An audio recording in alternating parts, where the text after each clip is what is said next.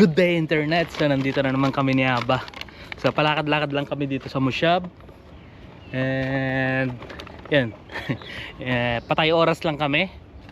Hindi namin alam kung anong gagawin namin.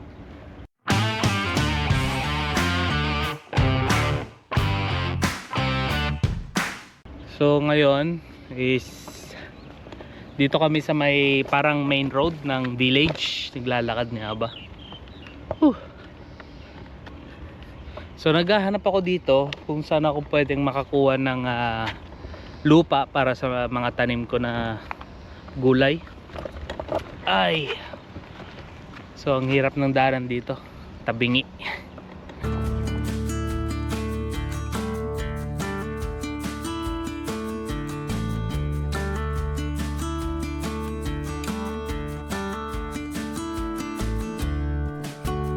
So kung nakikita nyo ang init dito sa lakaran namin ni Aba. Ating ano ba tawag dito, alas 12 na, and pagkatapos siguro ng summer baka negro na ako. So hindi namin alam anong gagawin namin dahil boring talaga dito sa Musyab, pero masaya din naman. So habang lalakad-lakad kami, nakakita ako dito ng mga puno ng peaches. Sa Pilipinas mahal ang mga peaches. So papahinga muna kami ni Aba dito.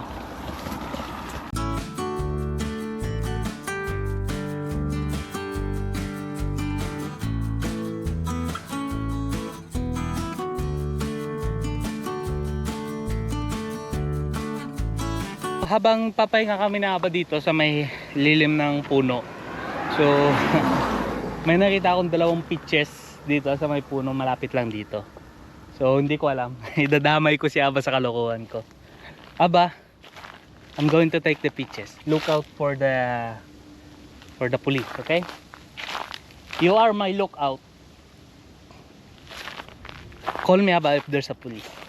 Yan, so sana walang tao. So yung mga nagbabantay dito yung mga Thailand people. Yan, pag nahuli tayo patay, kulong. Isang Pilipino na kulong dahil nagnakaw ng peaches. Yan, so kukuha lang ako ng ilang piraso.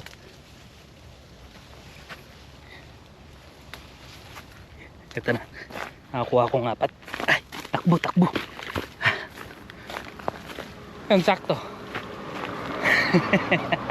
Aba, peaches. So titikman natin. Ang sarap, manamis. Totoo nga yung kasabihan. Yeah, it's good. Matamis pag ninakaw. So ito ang maganda dito sa Musyab. Pag may mga puno, pwede kang dumukot na lang. Basta't walang nakakakita.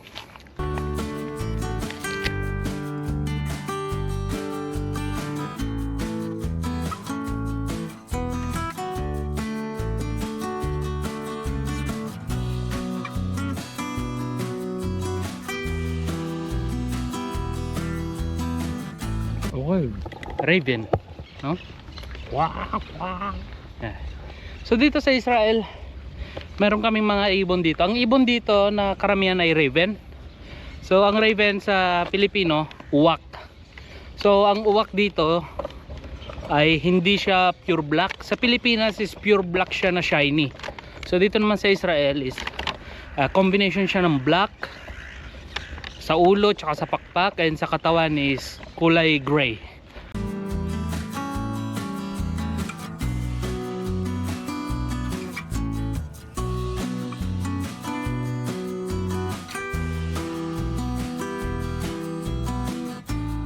So nakauwi na kami ni Aba. Grabe sa init, basang-basa likod ko. So dito magluluto ako ng salmon. Di ko alam kung anong luto ng salmon, siguro gataan ko na lang. And dito meron din kaming mga gulay panghalo.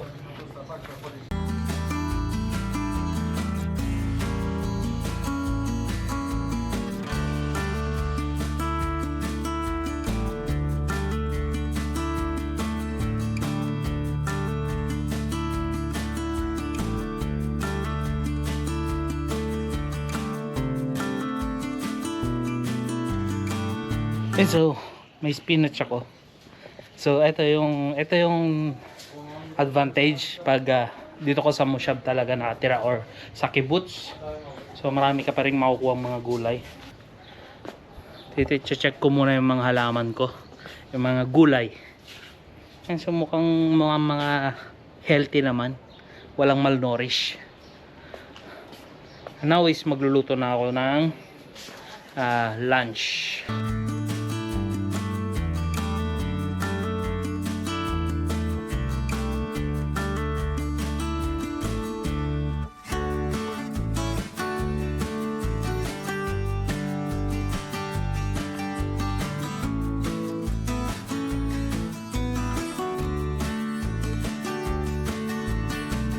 Natapos ko nang prepare. So ito na yung kalabasa and dahon ng malunggay and spinach, tsaka meron din kaming biniling tawag dito okra. So ang liit ng okra dito. Sinlaki lang ng holen. And salmon. So lalagyan ko siya ng gata. Ewan ko kung anong kakalabasan. Siguro masarap basta't merong asin at paminta.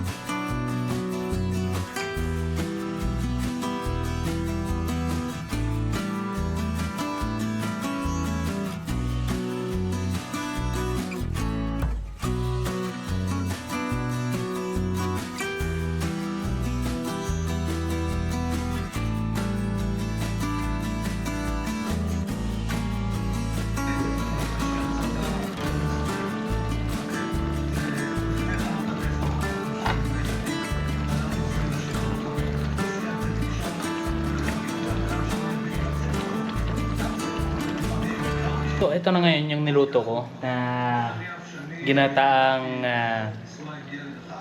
gulay with salmon. So titikman ko. So asin at paminta lang nilagay ko, wala na ako nilagay na iba.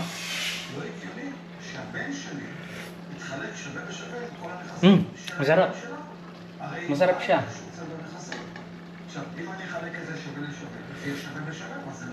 Wow. So kanin na lang ang kulang. So hindi pa ako napagluto ng kanin. So dito ko na tatapusin tong video na to. Sana nagustuhan nyo. Gayahin nyo lang tong recipe na to. Etong diskarteng Pilipino. Hanggang sa muli!